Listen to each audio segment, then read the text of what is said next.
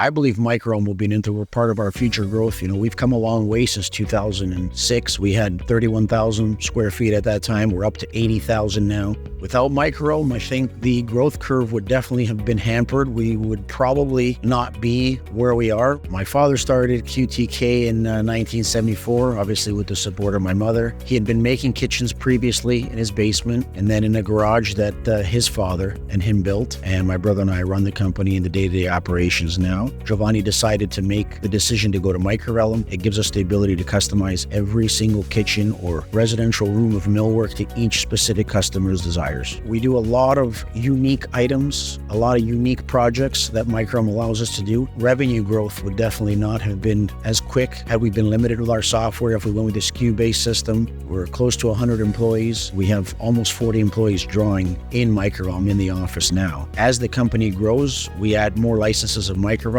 and we keep growing, right? Mass customization is our business, and Microvellum allows us to do that, to help us grow as a company and become a leader in the industry.